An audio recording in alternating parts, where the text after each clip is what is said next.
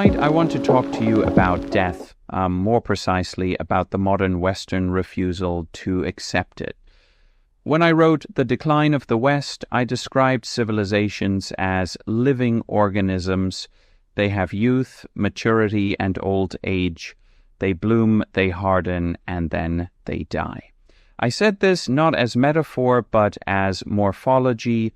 Every culture is a being that rises, flowers, and withers. What surprises me now, observing your 21st century, is how violently the West resists that truth. It cannot accept that its season is ending. Instead of facing death with dignity, it has decided to wage war against it. It has transformed death from a mystery into a technical problem, something to be hacked, delayed, or redesigned. If you want proof, look no further than Silicon Valley, the new Vatican of a secular faith. Here you find prophets not in robes but in hoodies, priests not with incense but with data. And among these prophets are two especially revealing figures, Bryan Johnson and Peter Thiel. Johnson, you know, has made himself into an experiment. He spends millions each year to reverse aging, eats only prescribed food, sleeps at precise hours, measures every molecule in his blood. He has even transfused blood from his son into his own veins, hoping the young plasma will keep him alive. He calls it optimization. I call it the ritual of panic. Peter Thiel, meanwhile, invests in companies that promise immortality through science, cryonics, parabiosis, genetic reprogramming, AI, consciousness transfer. He once said he sees death as a problem to be solved. A problem? The man talks as if mortality were a bug in the code. They fascinate me because they represent perfectly the spirit of late Western civilization. They are the children of a dying culture, trying to out-engineer destiny. They prove my old thesis better than I could have imagined, that in the final phase of a civilization, the soul hardens into mechanism. You see, in the springtime of a culture, what I called the culture phase, people create out of faith. The Gothic cathedrals of Europe rose toward heaven because men felt eternity within them. They feared death, yes, but they also saw it as a passage into meaning. In the summer, creativity peaks, the arts, the sciences, religion, all express the unity of life and purpose. In the autumn, skepticism arrives. People begin to question, to rationalize, to explain away the sacred. And in winter, which is where we now live, the soul of the civilization dies. All that remains is technique. Johnson and Thiel are winter figures. They embody the final transformation of the Western will to infinity, the Faustian impulse to transcend all limits. In its youth, that will produced sublime things. Mathematics that reached toward infinity, voyages that circled the globe, telescopes that searched the heavens. But now the same impulse has turned inward. Instead of conquering nature, the modern Faustian seeks to conquer his own decay. Instead of building cathedrals, he builds laboratories. Instead of seeking God, he seeks to extend his warranty. This is not courage, it is exhaustion disguised as ambition. You must understand what I mean by the Faustian soul. It is the unique spiritual form of the Western world, restless, expansive, striving always for the boundless. When you see a rocket leave Earth, that's Faust. When you open a book of calculus and read about infinity, that's Faust. But there comes a moment when striving itself becomes empty, when the will to transcend turns into the fear of ending. That is the moment when the civilization grows old. Look at the language of the immortality industry. Biooptimization, escape velocity, longevity dividend. These are not words of faith or art. They are the vocabulary of mechanics and finance. Death has become an inefficiency, a waste, an obstacle to productivity. The body is no longer sacred. It is an investment portfolio. I sometimes imagine the medieval stonemason carving angels into a cathedral wall he would never see completed. He knew he would die, and he accepted it because he was building something that would outlast him. Now imagine the Silicon Valley engineer coding his own immortality protocol, trying to preserve himself instead of his creation. That is the difference between culture and civilization.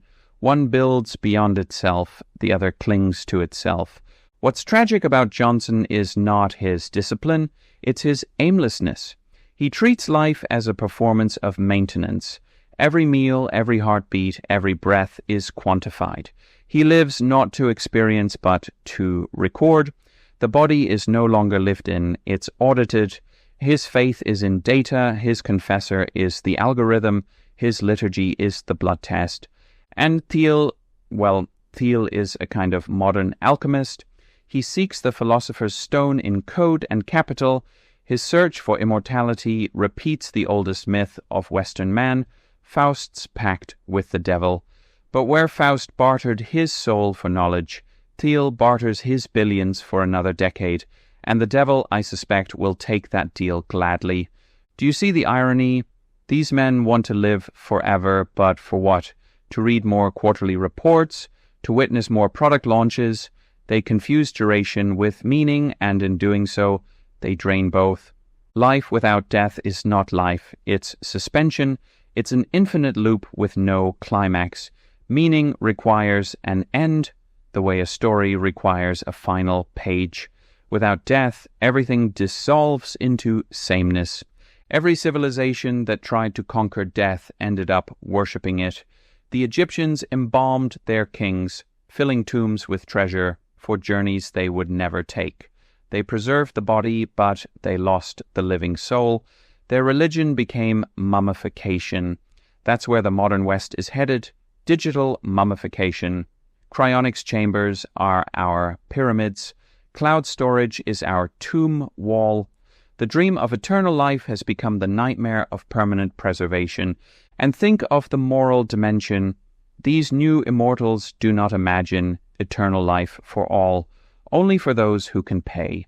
The promise of Silicon Valley immortality is not universal salvation. It's exclusive membership. The rest of humanity, they assume, will age and die like background noise.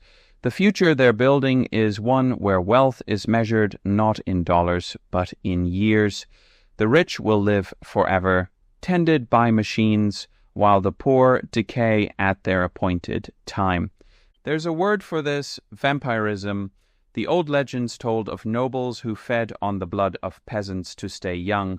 Now we have billionaires transfusing plasma from the young to slow their aging. The difference is that the old vampires at least had style. What's worse, this obsession with survival has bled into ordinary life. Everyone is now a small-scale immortalist. Every fitness tracker, every bio app, every supplement ad whispers the same gospel. You can beat time if you try hard enough. The cult of health has replaced the faith of salvation. People used to confess sins. Now they confess sugar intake. They used to pray for forgiveness. Now they count steps. They used to prepare for heaven. Now they prepare for their next physical. This, to me, is the final triumph of the mechanical spirit. When the soul loses faith in eternity, it compensates by demanding more time. But what would you even do with more time? You live already in an era when no one knows how to rest. People talk endlessly of productivity and optimization. The smartphone in your hand is not a tool, it's a leash. The modern man cannot sit alone for 5 minutes without checking a metric. Imagine giving him 500 years. Do you think he would discover peace or only new anxieties to quantify? Let me speak plainly. Death is not a malfunction. It is the form of life itself. Without it, there can be no renewal, no creation, no future. The seed must die for the tree to grow. The generation must pass for another to rise. Civilizations too obey this law. When they try to defy it, they stagnate. Every great culture in its youth accepts this rhythm. The Greek tragedies celebrated the beauty of dying well. The Christian faith turned death into redemption, but the late modern West has reduced it to a medical event, an error in the system. We no longer die, we expire. Even our language refuses to face the word. And what happens to a society that cannot die well? It stops giving birth to anything new. Look around. Your art recycles nostalgia. Your architecture copies the past. Your politics replays the same arguments. You have all the technology of the gods and none of their imagination. That is what it means to be old as a civilization. People often misunderstand my work. They think I celebrated decline or that I wanted to hasten it. Not so. I only described it. Decline is not a moral failure. It's a biological fact. The winter of a civilization is not a catastrophe. It's the completion of its form. But when a civilization refuses its own winter, when it tries to freeze itself in artificial youth, it becomes monstrous. That is what the Immortality project represents, the attempt to stop time. It's the same impulse that drives empires to preserve their borders long after their spirit has died. Rome tried it with legions. America tries it with code. The result is the same. Mechanical survival, spiritual death. There is an old saying from the East, those whom the gods love die young. The meaning is not that they perish early, but that they do not linger past their season. A flower that refuses to wither poisons itself. Do not mistake me, I do not wish pain or disease upon anyone. Medicine is a noble art, but the difference between healing and denying death is the difference between wisdom and madness. One serves life, the other flees it. The obsession with immortality also hides a deeper contradiction. These men claim to love life, yet everything they do diminishes it. They avoid risk, avoid spontaneity, avoid pleasure that cannot be measured. They are so busy preventing death that they forget to live. Johnson's daily routine reads like a punishment designed by Calvin. No indulgence, no accident, no joy. He has achieved perfect control and perfect sterility. Life is not supposed to be controlled. It is supposed to surprise you, wound you, break you open. Death gives it that shape. If you knew you would never die, what would you do differently? Most likely nothing at all. You would postpone every decision because eternity makes urgency meaningless. That, I think, is the secret tragedy of the immortalists. They want endless time but cannot imagine what to do with it. Their paradise would be boredom without end. Meanwhile, the rest of the world suffers from the opposite disease, short attention spans, instant gratification, the endless scroll. It's a strange paradox. Half of humanity can't stop rushing, the other half can't stop delaying. Both have forgotten how to inhabit the moment between birth and death.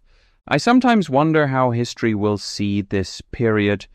Perhaps they will call it the era of maintenance, a time when humanity stopped creating and started servicing itself, when every conversation was about optimization, every dream about longevity, every prayer about health.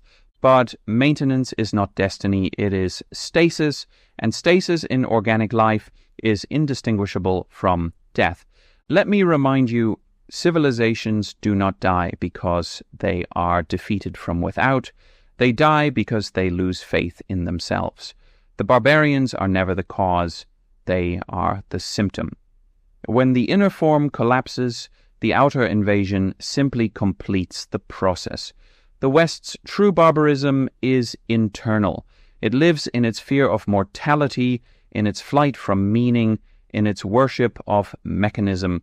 If you want to see what the future of immortality looks like, visit a nursing home where every function of the body is sustained by machines. That is eternal life in miniature. The flesh persists. The person has vanished. The heartbeat is mechanical. The consciousness fogged. That, I fear, will be the fate of a civilization that refuses to die, a perpetual coma, perfectly monitored, endlessly prolonged. So what then should we do? I'm not offering a cure. The decline cannot be reversed, but it can be met with dignity. The task of the thoughtful person is not to seek immortality, but to live in awareness of finitude. To die well is an art, and like all art, it requires form, discipline, and faith. To die well means to leave something worthy behind. A work, a gesture, a legacy of spirit. It means to recognize when the season is over and to step aside for the next. That is what the builders of Chartres understood. That is what the artists of the Renaissance understood. Their works outlasted them, not because they defied death, but because they embraced it. There is freedom in knowing you will end. Only the mortal can truly choose. Only the finite can truly love. Immortality would destroy that. Perhaps this is why every myth that grants eternal life also includes unbearable suffering. Tithonus begged for death. The wandering Jew prayed for rest. The gods envy men not for their power, but for their brevity. Only what ends can be beautiful. If I were to give advice to the modern immortality seeker, it would be simple. Stop counting your years and start spending them. Your lifespan is not a balance sheet. It is a melody. Its value lies in its cadence, not its length. And to the civilization that birthed you, I say this: let go. You have done enough. You gave the world science, art, individualism, the idea of progress itself. But now that idea has turned against you. The dream of infinite growth has become a sickness. The will to live forever is just the will to avoid becoming soil. But without soil, nothing grows. The future will not be Western, it will be something new. Perhaps African, perhaps Asian, perhaps born from the digital rather than the geographic. That is how life works. It renews itself through death. Your task is not to freeze this moment, but to fertilize what comes next.